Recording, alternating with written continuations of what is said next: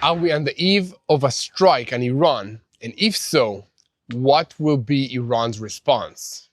Welcome to Boots on the Ground, the show that we bring you daily updates from Israel, and I'm your host, Yair Pinto. So, the negotiations with Iran over its nuclear program are collapsing. Washington is losing patience, and Israel is fueling and arming the jets for a possible strike. It is Iranian officials themselves who are proving that Israel has been saying all along that the Ayatollah regime is not interested in an agreement. A senior Islamic Revolutionary Guards Corps official declared this week that Iran will continue to enrich uranium with or without an agreement. Iran's President Masoud Pezeshkian issued a similar statement, while other regime officials angrily dismissed the demand that Iran sees enrichment as insolent. With all of this in mind, Axios reports that Israel has shifted from optimism about the deal to fearing an imminent collapse of the talks, which resume in Rome on Friday. Therefore, the IDF is preparing for an operation of at least a week if the talks fail, and Iran's foreign minister says that Tehran is still weighing whether to attend the next nuclear round or not. However, some officials in Tehran are quietly beginning to admit that the regime faces economic collapse unless sanctions are removed, so they may have no choice but to sign this deal.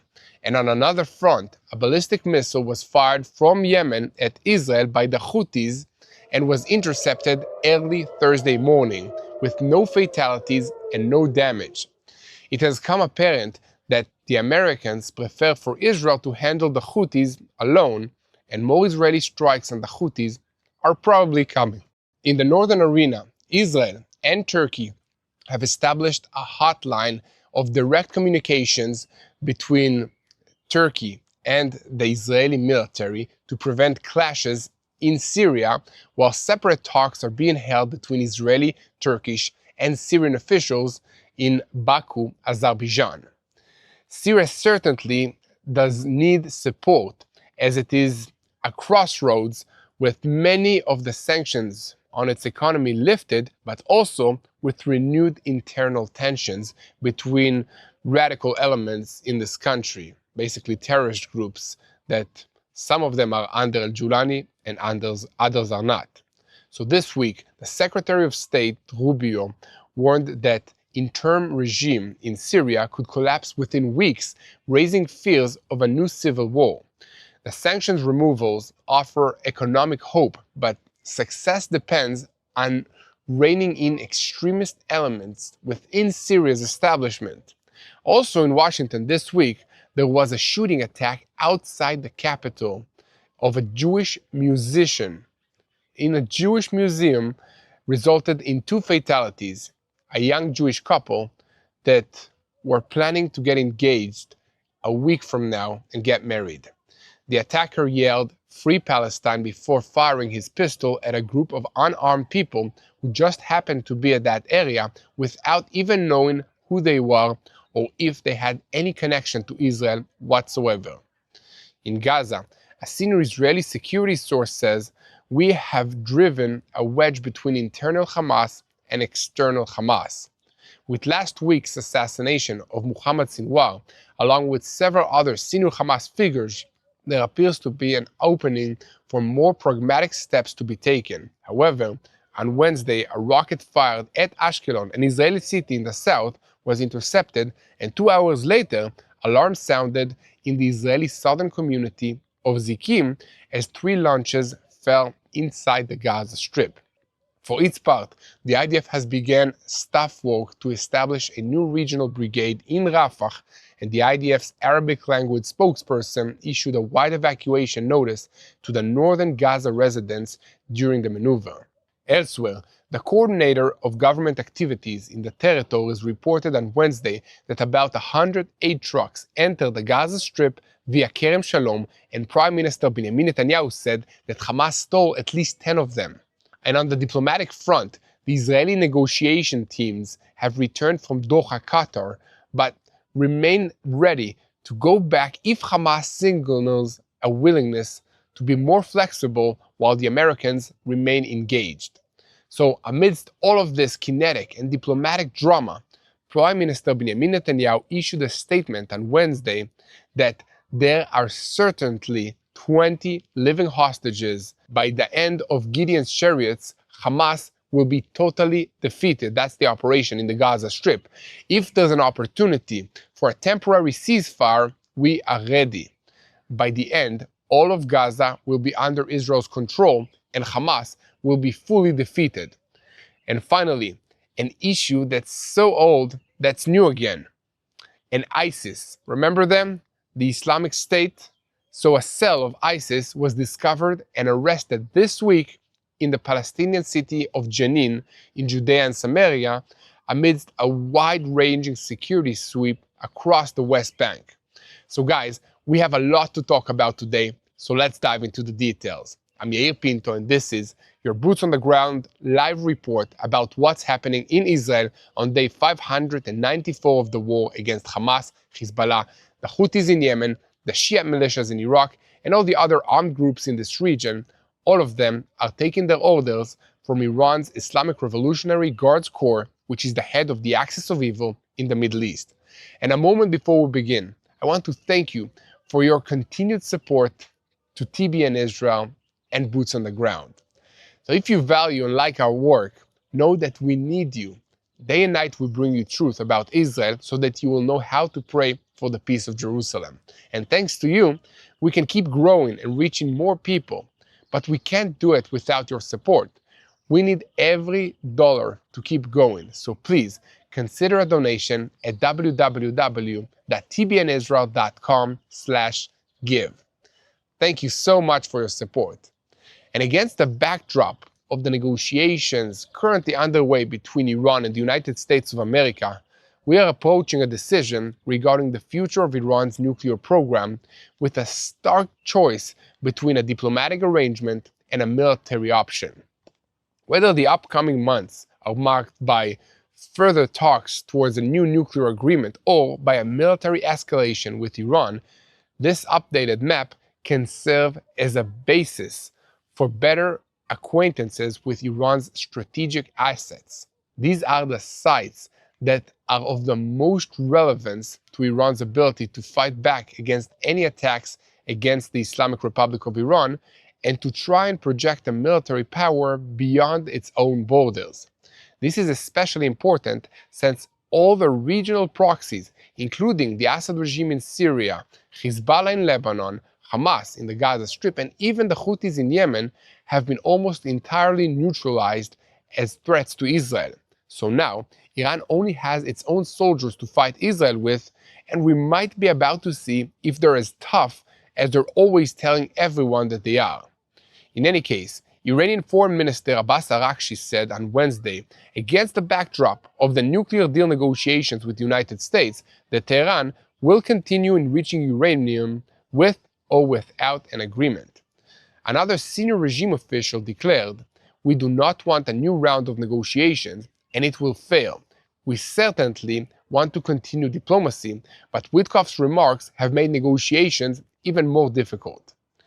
Furthermore, Iranian President Masoud Pezeshkian reiterated Iran's position that it will not give up uranium enrichment, saying, "We will not relinquish this right to use peaceful nuclear technology in any way.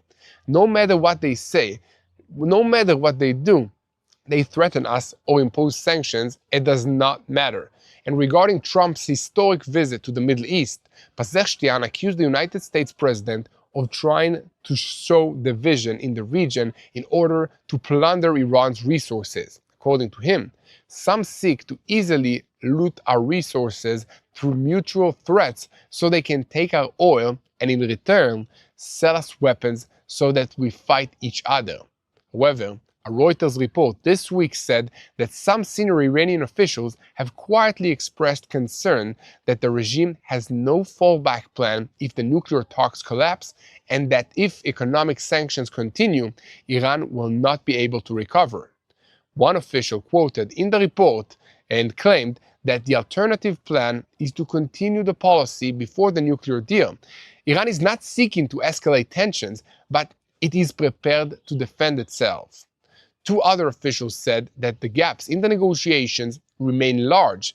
Beyond the dispute over enrichment of uranium on Iranian soil, disagreements persist over Iran's missile program and the transfer of enriched uranium to a third-party country.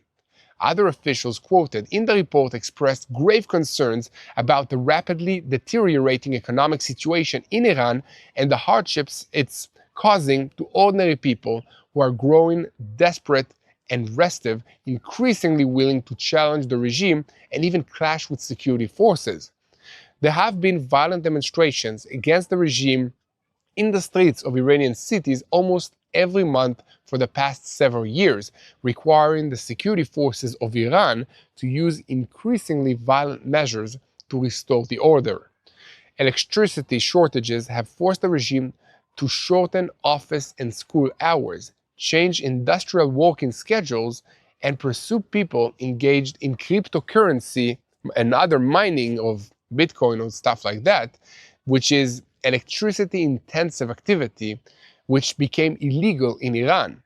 Iran also is facing an increasingly severe drought, forcing farmers to abandon their lands and move into the cities, competing for resources with local residents as well as enormous numbers of immigrants from neighboring Afghanistan. So while all of this is going on, the regime continues to spend money on missiles, attempts to export weapons to the Houthis in Yemen and also to Hezbollah in the northern part of Israel in Lebanon and also in Syria, and of course, their nuclear program. Now we must wait and see whether the United States will agree to return to the original formula that allowed Iran minimal enrichment to a civilian level, something that would give Tehran the option to break out to a bomb relatively quick should it decide to violate the understandings. This is something that we do not want to see.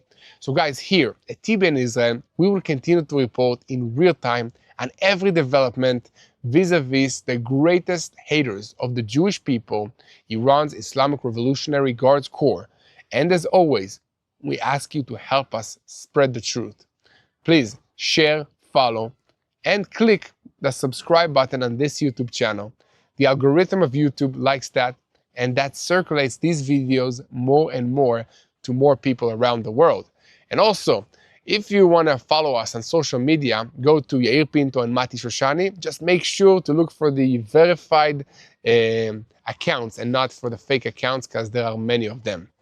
Also, I do not speak Spanish, Italian, or Portuguese, so if somebody approaches you with my picture and speaks these languages, it's not me.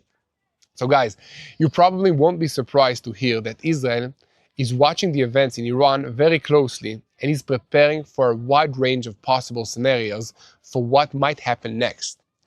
Various media portals have reported this week that while the diplomatic duel between Iran and the United States continues, Israel is preparing for a rapid strike on Iran's nuclear facilities should the negotiations collapse.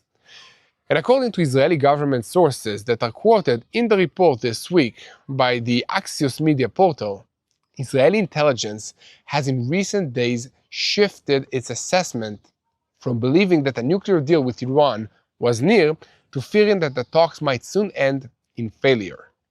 One source claimed that the IDF estimates the operational window of opportunity for a successful strike could close soon, and therefore Israel would have to act quickly if the talks fail. The source refused to explain why the IDF believes that a strike would be less effective at the larger stage. Both sources also noted that any Israeli attack on Iran would not be a one-off operation, but a military campaign lasting at least a week, and acknowledged that such an operation would be extremely complicated and dangerous for Israel and for the entire region.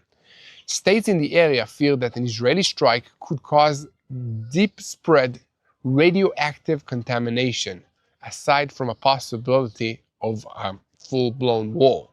And nevertheless, the IDF is holding drills and other preparations for a possible strike in Iran, with one source saying there have been many exercises and the United States military sees everything and understands that Israel is getting ready. So another source added that Prime Minister Benjamin Netanyahu is waiting for the collapse of a nuclear talk and for the moment when Trump will be disappointed with the negotiations and be open to giving him the green light. During the press conference this week, his first in 6 months, Netanyahu said that Iran remains a very serious threat to Israel. We are in full coordination with the United States, talking to them all the time, and we hope if an agreement can be reached that will prevent Iran from obtaining nuclear weapons, from having the ability to enrich uranium, if that is achieved, we will welcome it. But in any case, the State of Israel reserves the right to defend itself, as always. Here at TBN Israel, we will continue to report on every development regarding Iran moving forward. And as always, we invite you to help us by sharing our videos on YouTube, following us on social media, and subscribing to this YouTube channel if you haven't already. Now, with all of this talk about the possibility of an intensification of the war with Iran, it is important to remember that we're still in the process of recovering from the war that we've already been fighting for the past 20 months. This war is not over yet, and communities are hurting, families are displaced, forests and homes have been destroyed and burned. This isn't just a headline. This is happening right now, and that's why we can't wait. We're reviving our campaign to restore what was lost, and we need your help. We are planting trees, rebuilding lives, and standing strong when it matters the most. But we can't do it alone. This is the moment to act and to be part of something that brings real change right here, right now. So guys, go to tbn.org/rebuildisrael. Again, that's tbn.org/rebuildisrael and support Israel in its rebuilding process. Let's turn destruction into renewal together. And guys, speaking of renewal, there are signs that the relationship between Israel and Turkey is beginning to stabilize. That's good news. A report in the news portal, the Middle East Eye, this week said that a direct communication channel has been opened regarding tensions in Syria to resolve any military entanglement quickly. The line was established after talks that the two countries held in April in Baku, Azerbaijan, and according to two sources that were quoted in this report, the countries are setting up a coordination mechanism that will prevent clashes regarding Syria. So one source added that the Israeli government is ready to agree to the deployment of Turkish ground forces, including tanks and infantry, in Syria. However, the placement of Turkish air defense and radar systems, which could monitor Israeli air activity, is significant.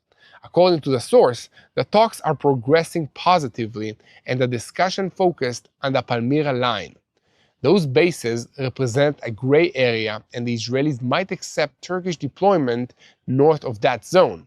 But separately, Israel and Syria are reported to also be holding talks in Baku, Azerbaijan. The talks are supported by Turkey and also Azerbaijan, and they focus on the confidence-building steps between the two countries. Now, stability in Syria is in Israel's strategic interests for all kinds of reasons, and we'll go over a few of them right now. As of today, Syria is divided into zones of influence amongst various sects, including Druze and Kurds, and the regime's attempt to enforce its authority in these areas by military force currently appears to be the greatest threat to the state of Syria's reconstruction. The Arab world has no shortage of examples of states that enjoyed sanctions relief and hopes of economic rehabilitation, yet returned to the path of destruction and internal war. The latest example is Sudan, whose actions in Sudan, there were many sanctions that were lifted after it joined the Abraham Accords and normalized relations with Israel. But that did not ultimately prevent a bloody civil war that continues until today. So the interest that the Gulf states show in Syria is greater than that shown in Sudan. So lifting the sanctions in Syria opens an economic window that could rebuild the Syrian economy and improve the citizens' lives in Syria. This would be very helpful in restoring stability, but success depends mainly on non-economic factors, foremost restraining the extremist elements that are part of the present Syrian establishment. Now, this is a big issue. So guys, here at TBN Israel, we will continue to report on developments in Syria moving forward. As always, you can help us by sharing and following us. Now, we're switching our focus to the southern front with the Houthis in Yemen. And I want to ask you a rhetorical question, okay? You ready? How do you think that the prime ministers of Britain and France would react if someone fired a missile 2,000 miles away at Heathrow and Charles de Gaulle airports? Because that is what happened earlier this month when a Houthi missile landed near Terminal 3 at the Ben Gurion International Airport in Israel. I was there when it happened. I would like to invite you to leave a comment on this video with any thoughts you have to share on this question.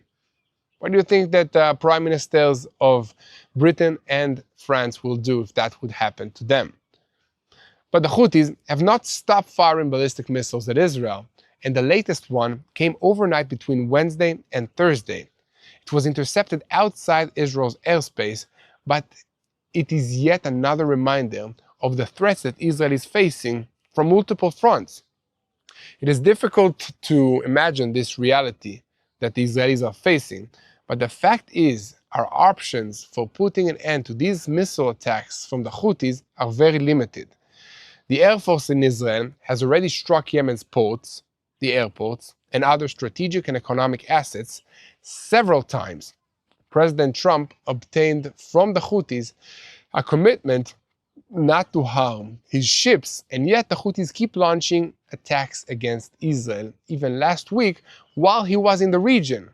So guys, here at TBN Israel, we will keep reporting on every development with the Houthis, but now we'll turn to Hamas and the other terrorist groups which operate inside the Gaza Strip.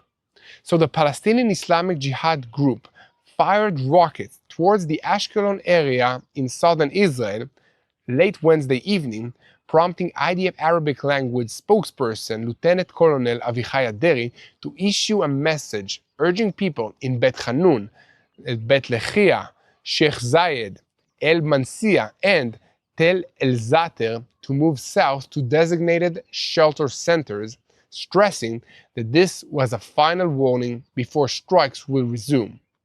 Meanwhile, the IDF is stepping up efforts in Khan Yunis, where forces began operating in the city's east after Lieutenant Colonel Aderi issued the evacuation notice.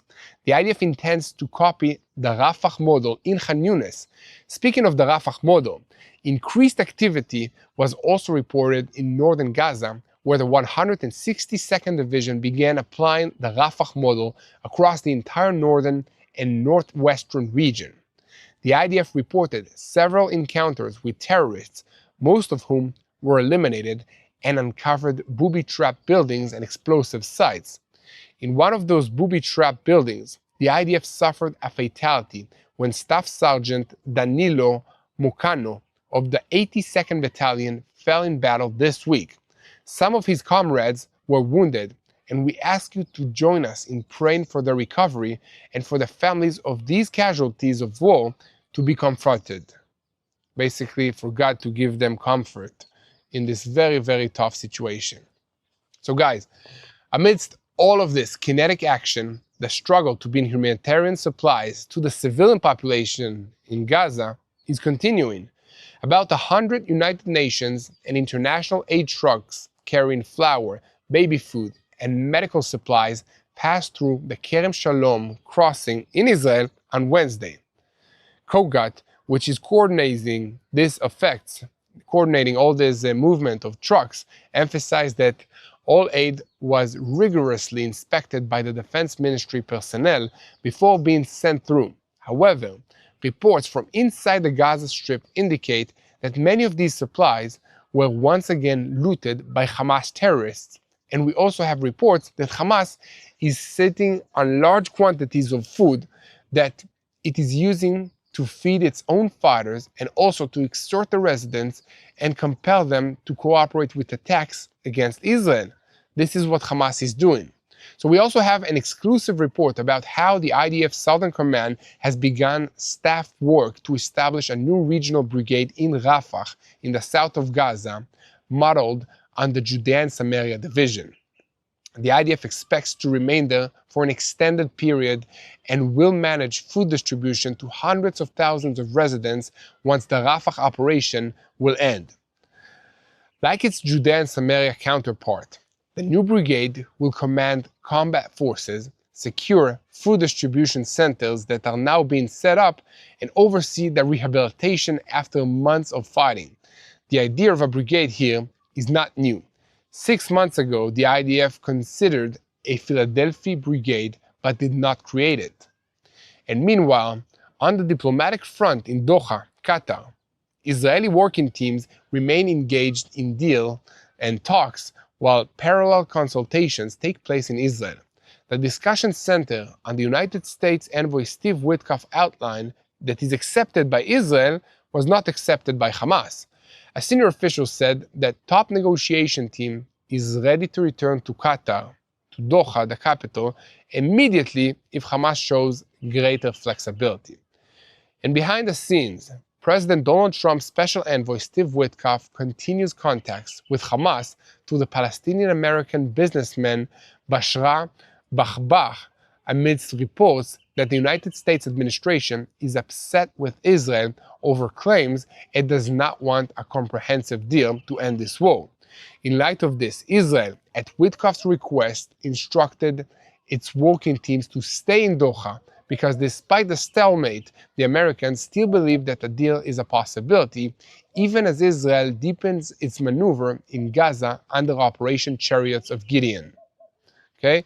So guys, here at TBN Israel, we will keep reporting on every development, so please share our content and help spread the truth. We are still here and we need your help to share what's happening so that more people will understand what's going on here in this country and know how to pray for the peace of Jerusalem. Now, we'll conclude today's report by switching our focus to Judea and Samaria, where IDF, Shin Bet, and Israel police forces have been operating intensively in the last week to thwart terror. In a wide-ranging mission overnight between Wednesday and Thursday, 25 wanted suspects were arrested, weapons and terror funds were seized, and active cells were broken up, including one that is linked to the Islamic State, ISIS, operating in the village of Kabatia. This is a Palestinian village in Judea and Samaria. So guided by precise Shin Bet intelligence, forces in the Menashe Brigade raided... Okay guys, we have a sirens alarm, so I will go to the bomb shelter now and keep reporting to you from there.